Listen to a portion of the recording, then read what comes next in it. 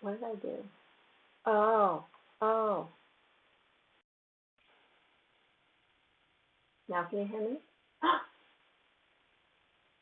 Pick your word. Can you hear me?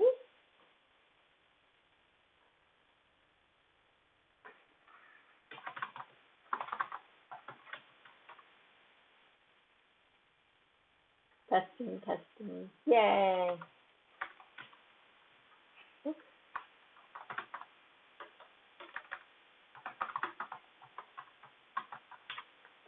Okay. Sweet. And it's not too loud? This lag drives me crazy. It's the same reason I don't like to talk on the cell phone. I'd rather text, because when I say something and then I don't hear any response and I start to say something else and then they say something, because, yeah, it's not fun. Okay, cool.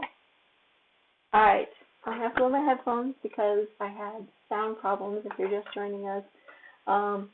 Thank you for being here. Oh, good. I'm glad it's good. Thank you so much for being here. Yeah, my book is 1 year old, and I thought, why don't I just go on and we can talk about it? And I've gotten a lot of new followers since then, and so I figured if anyone shows up who's new that I haven't spoken with, I could say hello, and you can ask me questions, and we can just have fun talking about my first book. So let's see. Oh, thank you, Solitaire. Yeah, the delay, I'll have to get used to it. I think on my first live stream, which was when I launched the book, it wasn't really a long lag. Like, there was a little bit, but it didn't feel as long as it does now. So who knows? But I know there's a few other people that said that they would be here, so I want to wait to get into the real meat of it. I am going to be revealing the title of the second book and a real tentative launch date, but I want to wait on that stuff till a few of my friends who said they'd be here show up. But do you have any questions for me? Is there anything you wanted to ask? It can be about Dust on the Altar, or it can be about anything, really. You have my undivided attention right now. Let's see.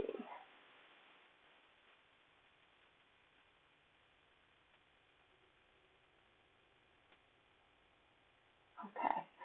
I should have had like some music going or something, but apparently I have struggles with the sound, so that's for down the road when I've done a few more of these and I get used to it. Okay, so I wanna say, let me find my little thing and everything I want to talk about. So I want to let you know what's happening on this live stream. I am going to talk about my favorite parts of Dust on the Altar, and if you've read it, I want to know your favorite parts too.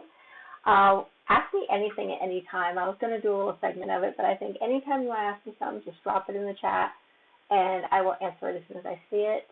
I'm going to tell you a few Easter eggs and a little bit of trivia, or we're going to do trivia where I'll ask you questions about the book and see if you can answer them.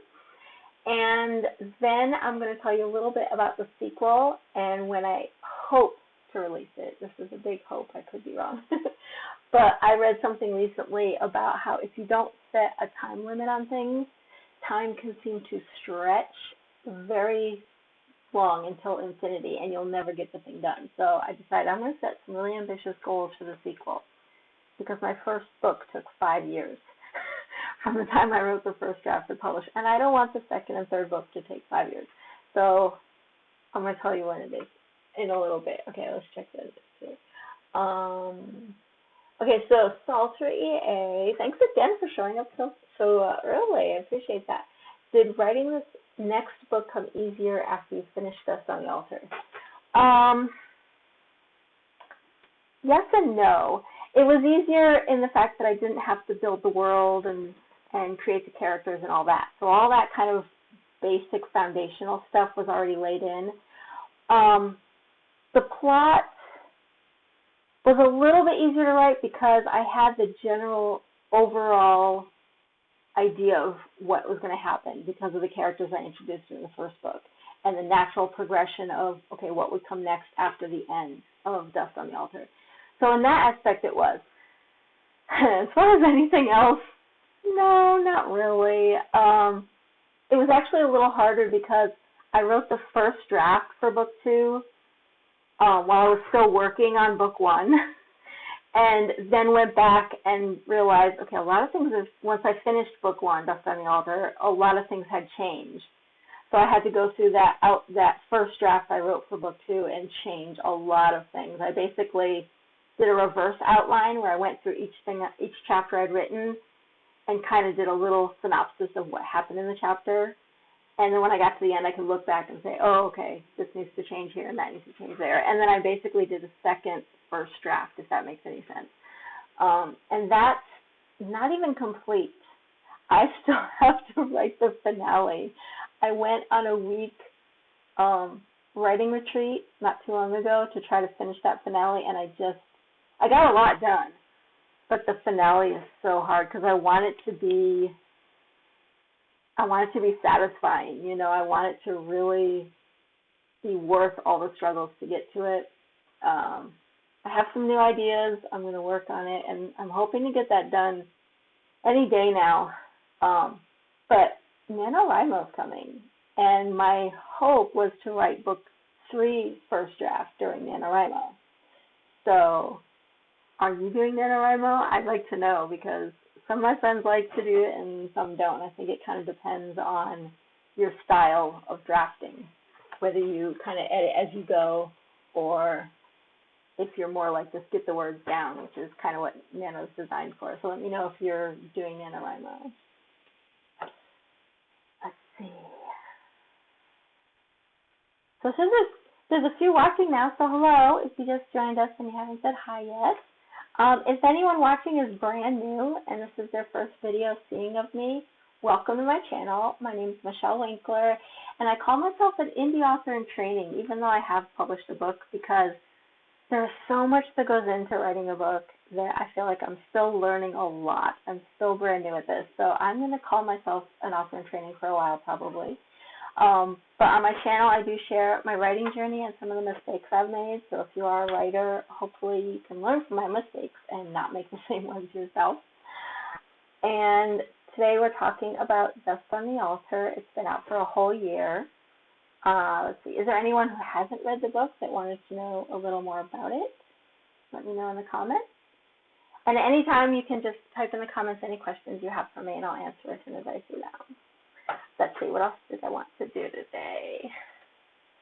So my favorite parts, maybe I should talk about my favorite parts while you're... Wait, did I have... Oh, I have top chat on. I want live chat. Okay, whoops. That's so funny. Yeah, my first live stream went so much smoother than this in the beginning, and I don't know why. Live and learn. Okay, so I'm just going to talk about my favorite parts of Dust on the Altar real quick. There are 3 that come to mind right away. Okay, I'm just reading the comments right quick. I've never done Nano, but I love to cheerlead people who do. Ah, thank you. I'm more a fan of Preptober than getting into consistent writing. Ah, yeah, Preptober is a lot of fun, I would think, if you're someone who likes to outline and kind of do the big overall thinking before drafting. I struggle with that. I really admire people who can just outline the whole thing and know where the story's going ahead of time. Because for me, when I try to do that, I end up just writing. I'm like, okay, so this is going to happen. Oh, and then she says this, and next thing I know, I'm writing. I'm drafting. So I have a feeling I'm very much a pantser, someone who writes by the seat of their pants. But plotting, I think, is a very good way to do at least a general overview, even if you're not going to, because I know some people, their plotting goes on for almost a book's worth, and that's amazing, because then when you write, it's probably really fast and easy. But yeah, I can't plot very well. All right, so let me tell you my 3 favorite parts of Dust on the Altar. Obviously, if you haven't read it yet, there's going to be some spoilers. If you want to quick dive into the first 3 chapters and see if it's a book that you'd be interested in, just go to michellewinkler.com/book, and on that page is going to be a link to download the first 3 chapters to Book Funnel. You can read them for free, get an idea of my writing style, and a little bit of what the story's about. And I will say that it starts out kind of sci-fi and then shifts to more fantasy, because the story is about a woman who grew up in a township which was all about magic, and everyone practiced magic, and she was a witch. And then when her parents die, she moves to a city, and in the cities there are no witches. The only witches there come for work and leave. The people who live in the cities are called citizens, and they rely on technology. They don't really believe in magic or follow magic. So she kind of grew up from about the age of 12 not being exposed to magic at all and living in this high-tech city, and that's where the story starts. So if you're looking for just the fantasy aspects, you're going to have to read a few chapters in before you get to those aspects. It's just kind of laying the groundwork and showing you what the citizens are like. But my favorite parts of Death on the Altar are the dock scene where Jade and April are talking, because it shows their relationship and how supportive they are with each other even when they're angry. They get into some big fights, but they still love each other and they still support each other. And then another favorite is the introduction of Willow, because if you read the book, you know Willow. She's an awesome, badass witch who doesn't take any crap from anyone, but she still has a really big heart, and she would do anything for the people she loves. And then, here's a big spoiler, Raven's appearance. Raven comes along at the end of the book, and besides just loving her character, that was my favorite part because it surprised me. I did not plan at all for Raven to come along. Even being a pantser, I was just like, okay, let's just go. I've got all the characters. I know what's going to happen. I know how the end is going to go. And I got to the end, and all of a sudden I had this idea for Raven. I went, oh, that's so good. And I wrote it, and she's probably one of my favorite characters to write, because she really doesn't care. She's just like, I don't know. It's hard to explain Raven. You have to kind of read the book. But, yeah, so those are my 3 favorite parts of Dust on the Altar. And if you've read it, anyone's watching, let me know what your favorite parts are, because I would love to hear that. I know Willow's a big favorite, and I love Mrs. Keepsake, too. She's one of my favorite characters as well. So let me know what some of your favorites, if you have any favorite parts. If you haven't read it, that's fine. Let me know, and I'll try not to spoil too much during this video. Probably not going to be on for too long because, like I said, I don't really have a lot to talk about. I did want to do some trivia and let you know some Easter eggs. Let's see. No.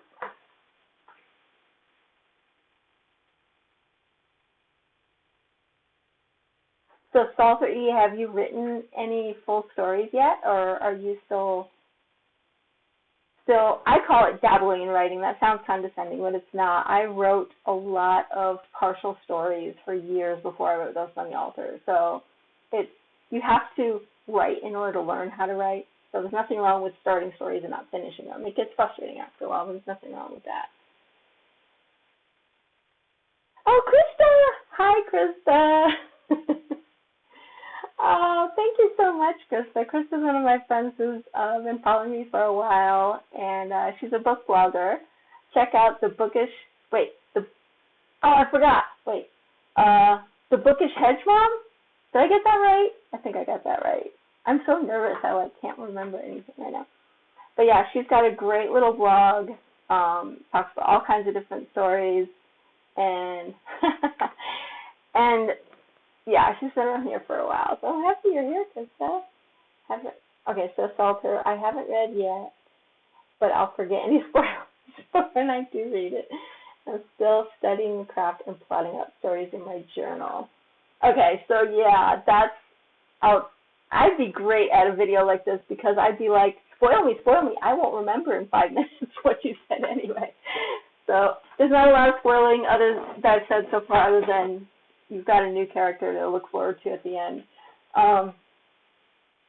Yeah, plotting out stories in a journal, I bet, is very fun. Like I said, I don't really plot, but I did write a lot of short stories.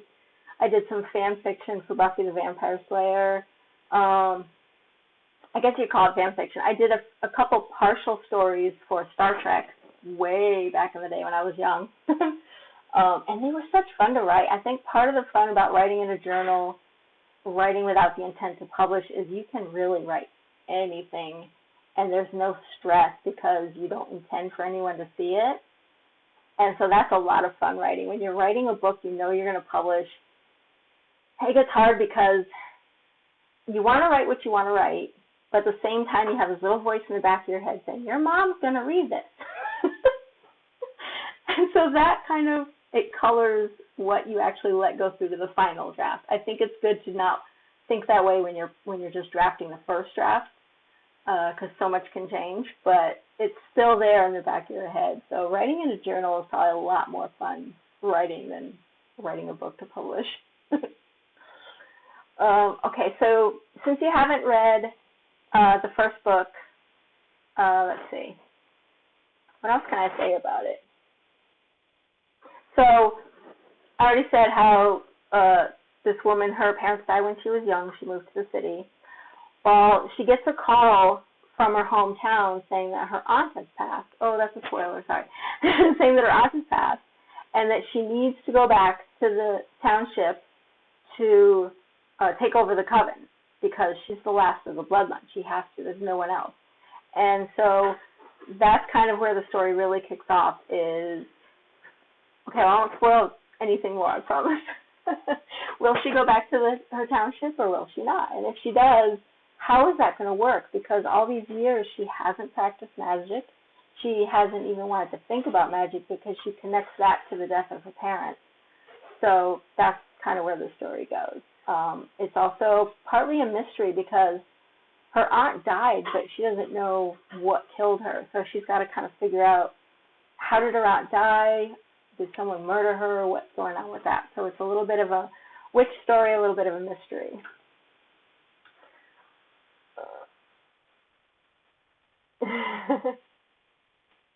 Don't worry about spoilers. Like, plot can't give away the emotions and tones we get to experience. True.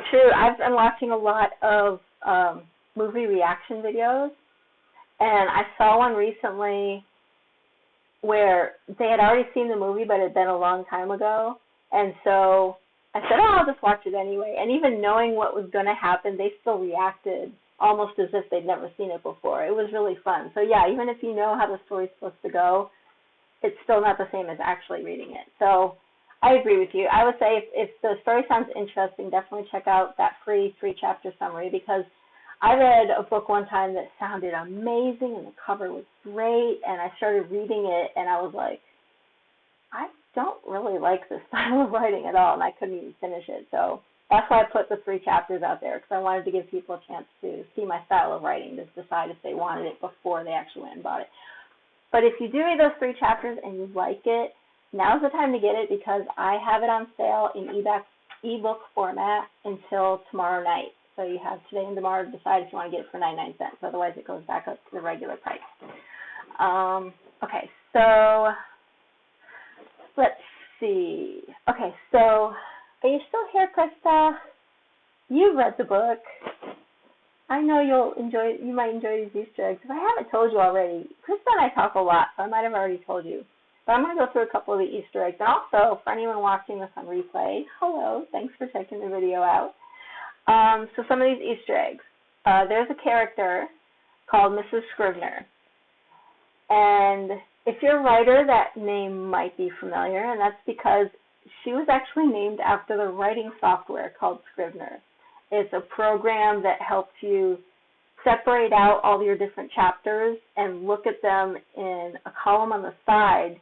So when you're in the document, you can see, oh yeah, this goes up here, and you can kind of keep track of where you are in the story. I like that better for format than just one long document, because there it's hard for me to see where I am in the story. So there's no real correlation to her character personality being anything like a writing program, I guess. But when I was trying to think of a name for her, I was like, oh, Scrivener, that would be really cool. Yeah, so that's where Mrs. Scrivener's name came from. Huh. Thanks, Alder. Okay, so the biggest struggle in writing this book was figuring out the trials. Jade is the main character, and she goes on these 4 trials during the story. I wanted it to be based on the 4 elements, earth, air. I can't tell you, that was going to be a trivia question. Anyway, I wanted it to be based on 4 elements and have there be 4 keys that she needed to find, so kind of a little adventure quest.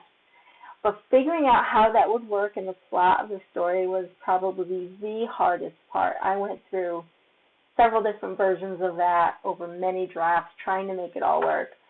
And Krista, yeah, I love that software. So writing the keys, that was probably, the trials, was probably the hardest part of it. The hardest character to write was probably Jade, the main character, which I don't know if that's a good or a bad thing, but I really struggle. Even now, I struggle to hear her voice as much as the other characters. There are some voices that come through really clear, like Willow and Mrs. Keepsake. I can hear those voices in my head. I know exactly how they speak. I know what they want. I know everything about them. But the main character, Jade, it's almost like she's fighting me. It's always been a real struggle to write her, which I find funny because she's the main character. We've kind of come to an uneasy truce for the second and third book, and it's getting a little easier to write her now, but that first book, whew, that was hard. Let's see. And the last Easter egg I have on here is there's a lake at the back of her house called Dragonfly Lake, and I was inspired for that name of that lake and that lake itself by my own backyard. I live in Arizona, and there's 2 different ways you can irrigate your lawn. You can do the regular sprinkler system, or you can do what's called flood irrigation, where there's a canal and the pipes run along the back of all the different properties, and there's a valve that you open and all the water comes out and just floods your yard. And it's only, a couple inches deep when it gets all full, but it's great because in the summertime the dragonflies will just come and zoom and hang out, and it's just so pretty. And so that kind of inspired Dragonfly Lake in the story. Okay. Let's see. Anything else? That's all I have except for the sequel information. So, let's see. Do you have any questions for me? And if you're watching this on replay, if you have any questions, drop them in the comment box below. I will always check my comments every day, and I will answer them as soon as I see them. I think that's all I had. That's all I had, except for the trivia.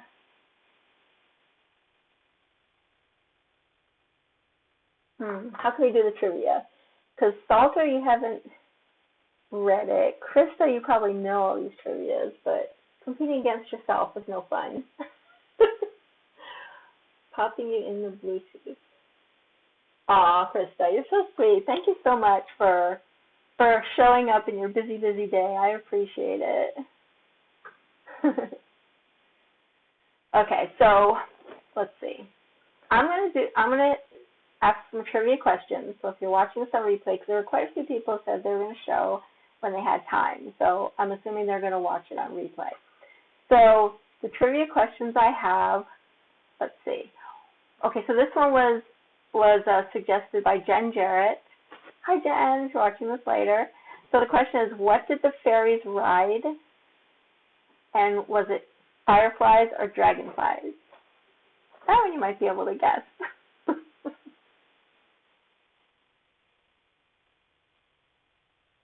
Oh, guesses. Oh, okay, Salter. Good, I like that. So this one you might be able to guess. What did the fairies ride? Fireflies or dragonflies? I need to fix my monitor.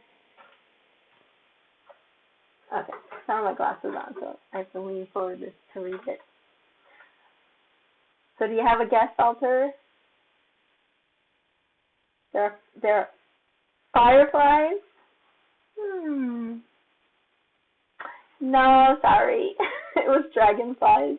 That's why I called the lake Dragonfly Lake, is because the fairies would ride the backs of the dragonflies. That's okay, though. You haven't read the book, so that makes it kind of hard. So okay, so I'm gonna ask these other ones, and let's see. I'm trying to see if there's any in here that you could know without reading the book.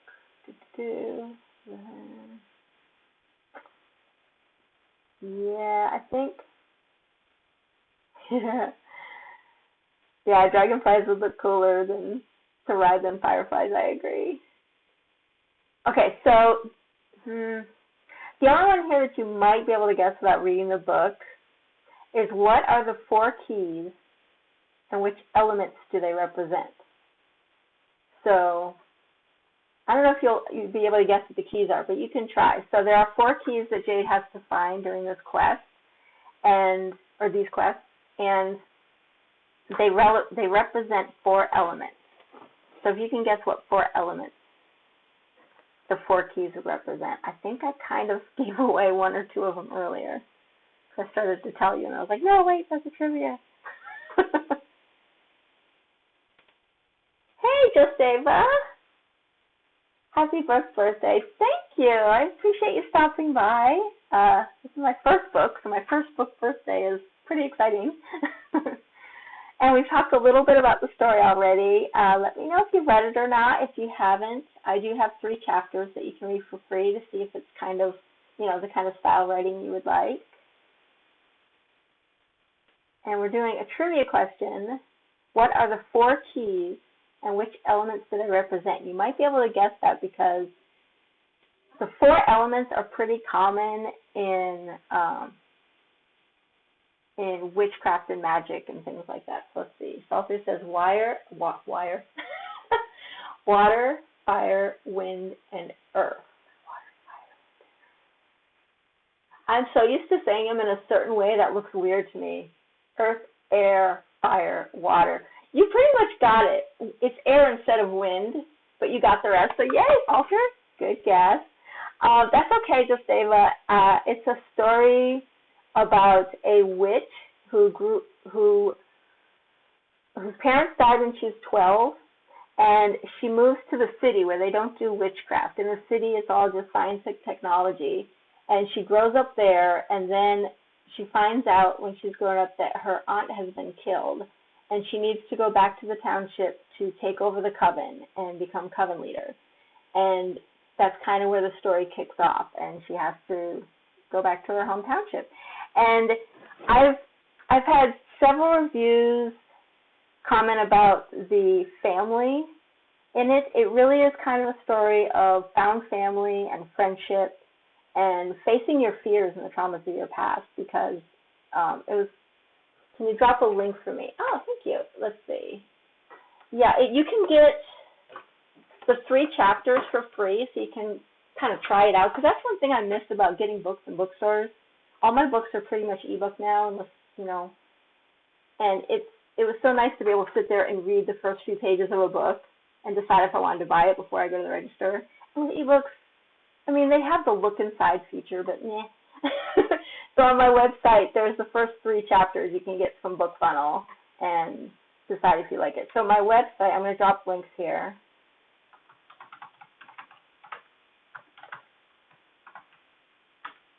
That work as a link? Let me know if that worked as a link, because it doesn't look linked, like hyperlinked on my screen. And then I need to pin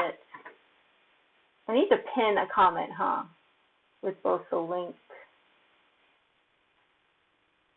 I lost the page I need. There you are. Okay, bear with me. Okay, so that second link, oh, sorry, it probably needs the HTTP thing. Hang on 1 second. And also, just to let you know, Josteva, the ebook version right now is on sale for 99 cents in celebration of my book birthday, but it's only going to be on sale until tomorrow night, around midnight. And so if you do decide you want it, now's the time to get it, because it goes back up to the regular price on Monday. So let me type in F.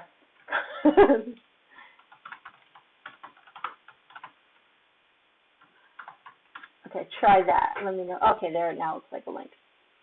So yeah, the michellewinkler.com/book is where you can download the first 3 chapters to try, and the other one, mybook.2/Death on the Altar, is where you can, I think that'll take you to Amazon's ebook page. It's supposed to be a generic one, but every time I try it, it goes to Amazon. So you can get it also at Barnes & Noble, on Nook, Apple iBooks. You can get it pretty much anywhere books are sold. You can even supposedly get it in libraries. I haven't tried that yet, but I did put it on the database for library systems. So if you wanted to check it out at the library, you should be able to ask for it if they don't have it in stock. Okay, so that's my book. Let's see. Oh, let me show you.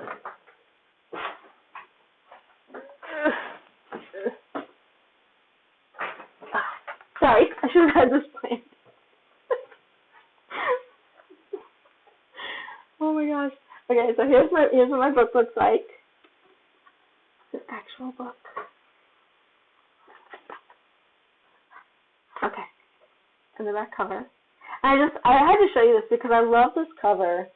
Jake Clark, I found him off of Reedsy, and he did the cover, and I told him I wanted the main character in kind of a burnt down house, but I also wanted to feature this altar, and he came up with this, and I just, the moment I opened the file and saw my name and the name of the title, I literally started crying. I was like, I can't believe it's real. So yeah, and actually this, when I saw this, I had an idea for a scene, but I wasn't quite sure how I wanted it to play out. When I saw this, I realized exactly how I wanted the scene to play out. So you read this, you get to the air trial, you'll know. Or not the air trial, I'm sorry, the fire trial. The fire trial, this is what inspired that scene. Just Ava, it's beautiful. Thank you. Thank you so much. I haven't decided what the second book's cover is going to be yet, but I'm about to reveal the title. So, the Salter, you guys did a fantastic job on your cover. Oh, thank you. Yeah, there were a couple things I want to change on it, but not very much. That's all. That's like 99% Jake Clark right there. He did an awesome job on the cover. So, okay, so the second book, the first book, called Dust on the Altar, usually when I abbreviate, it's DOTA. The second book, I'm just going to go ahead and tell you the second book stuff because I'm really excited. I just want to stop calling it BOTR, which is how I've been abbreviating it. So I'm going to give you guys a few seconds to guess. If you have any guesses for what BOTR could stand for, it's a similar title to Death on the Altar. And it has to do with, I'm going to give a couple hints here. I think Krista guessed this a while ago, and I was just kind of like, I don't know, I can't tell you. But, okay, so it has to do with the bad guy who shows up at the end of the book that I mentioned a little while ago. Yes, we are. Give me a minute to guess. I will. So just Ava, I don't think you were here for this part. I was talking about my favorite parts of Dust on the Altar, and one of them was a character named Raven that appeared at the end of the book, and I love that part of the book because she was a big surprise to me. I didn't expect to have a brand new character show up at the end of the book. Blades on the Road. Ooh, little Mad Max theme going on there. Yeah? No? Good guess, but no. Ballad of the Raven. I like Ballad of the Raven. That's like romance or historical or something to me, it sounds like. No, not right. Blowing on the Reeds. Blowing on the Reeds. No, you're not bad at this. You just haven't read the book. I think if you read the book, you'd get at least the R right. Okay, so you guys ready for me to reveal the title? You're not bad at this. Once you read the book, you'll get the R part of the thing. BOTR. Am I saying that right? Yeah, BOTR. I want to know if you guys are ready for the title. Yes. Okay. So the title of the sequel, this one is Dust on the Altar. The sequel is going to be called Blood on the Raven. So that might give you an idea of the kind of story. It's Dust on the Altar didn't. So yeah, Raven's one of the big bad guys, and the title is Blood on the Raven. So we'll see. I haven't figured out the cover yet. Yeah, dark. It's funny because my stories I consider very dark, but then I read some others and I'm like, whoa, my story's not that dark. It's all relative, right? People said, no, I should have said blood. That's okay. Very cool title. Thank you. Yeah, you were close. You were close, Alter, with of the Raven. You only had the first word wrong. That's okay. So that's going to be the title. Now, as I was saying before, this first book took me about 5 years from the time I drafted it to the time it was published, and I do not want the second and third book to take that long. Part of that length of time was because I was learning how to write. This is my very first book. I'd never written a full book before. I'd written a lot of short stories and fan fiction and stuff, but never a full book. And so a lot of the time was spent on the learning curve trying to learn how to structure a novel that long, because it's very different than a short story, to me anyway. And also deciding that I wanted to be an author for real. I kind of wasn't too serious about it in the beginning. I was like, oh, this is fun, you know, I'm learning a lot. And then partway through I went, you know what, I want this as a career. And that's when I kind of got serious, and that's when things started moving faster.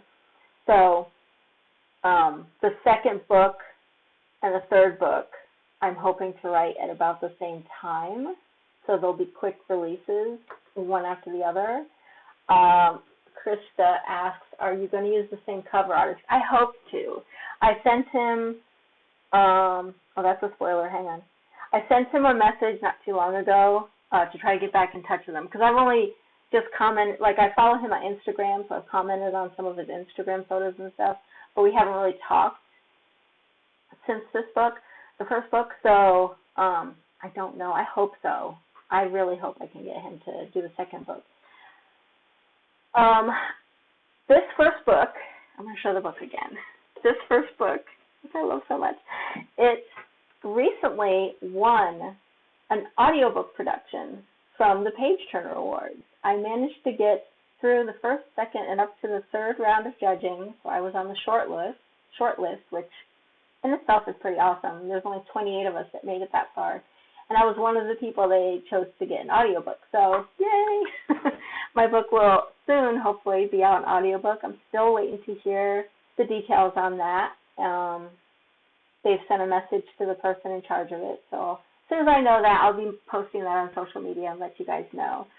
And that's the message I sent to my cover designer, telling them that I wanted to do an audiobook, and was that included, because the package he included was ebook cover, paperback and hardbook cover, mock-ups, which is like, you know, someone holding it or having it sit on a bench or whatever, making it look like it was real, but it wasn't really a real book yet, those kind of things.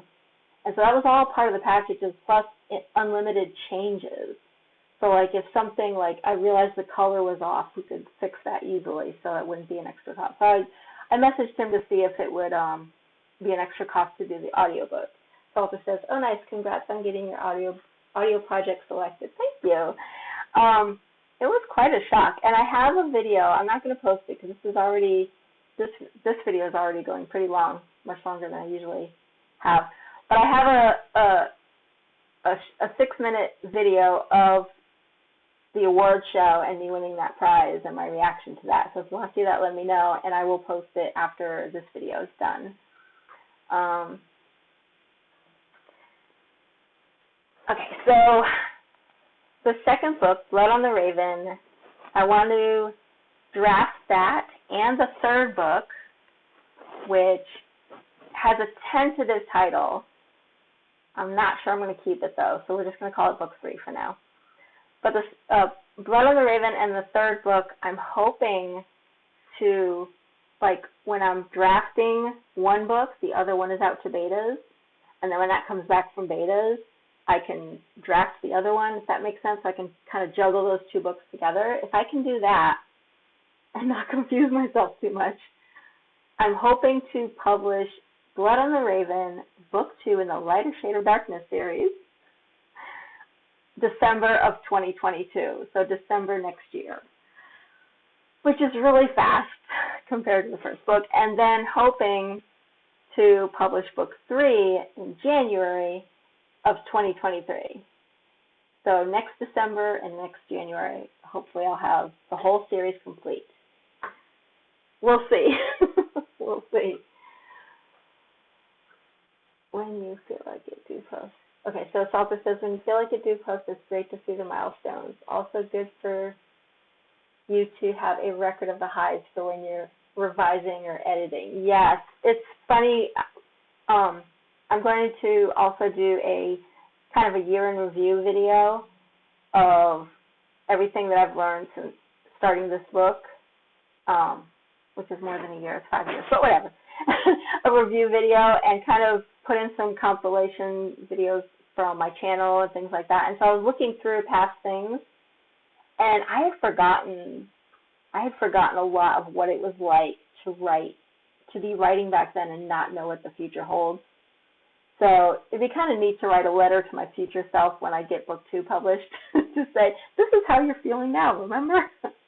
So yeah, it's fun to look back on things like that and see the smile post. Krista says, post it. I will. I'll post it. So let's see. I've revealed the title. Oh, progress update. Okay, so where is Blood on the Raven now? It's close to having the first draft done. I am struggling still with the finale. I've done a lot of research on how to structure final battles and things like that. So it's going, it's just kind of slow. Sometimes when you write, everything just comes, and then other times it's like walking through the muck and your feet just don't want to move. But I'm still working at it. So I'm hoping to have the first draft done sometime in the next week or two. I am going to be doing the rough draft for Book 3 during NaNoWriMo, so that I can juggle those two next year and get them done about the same time. So yeah, it's in progress. I'm excited. I'm going to be posting on my Twitter account is where I'm most active, so you want to follow me, I suggest there. I'm also on Instagram and Facebook, but I don't post as often there. But I'm going to be posting bits and pieces of the book as it goes along, and my newsletter subscribers are going to get the most sneak peeks. They're going to be able to see everything before anyone else. Sounds like fantastic progress. Thank you, Salter. It is compared to 5 years, huh? Compared to this first book, it's a lot faster. So yeah, if you guys sign up for my newsletter, I believe I put a link in the description. Probably not. No, I didn't. Okay.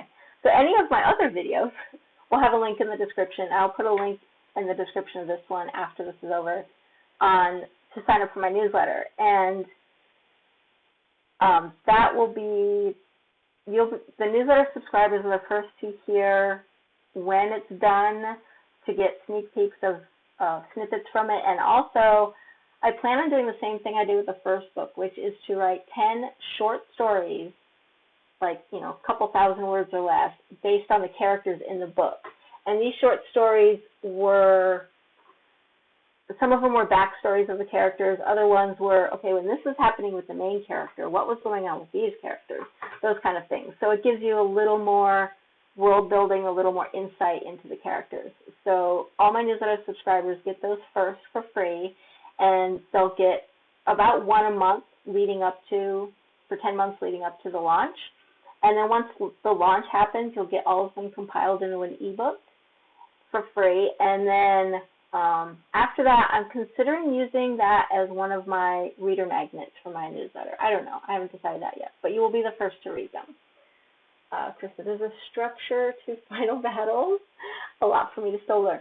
Yes, there's a structure to, well, it depends. That's the cool thing about writing and the hard thing about writing. There's no right way or wrong way to do it. So I found a couple different structures for a final battle that I really like that help because it breaks it down. Instead of one big scene, it breaks it down into smaller scenes. So I'm going to try that, and I'll let you know how it goes. And if it does help, I will either blog post about it or maybe I'll do a short video on it. Okay, so how long has this been going for? It doesn't show me anywhere how long we've been online. It's been a while, though, right? Right? It doesn't show me how long we've been online.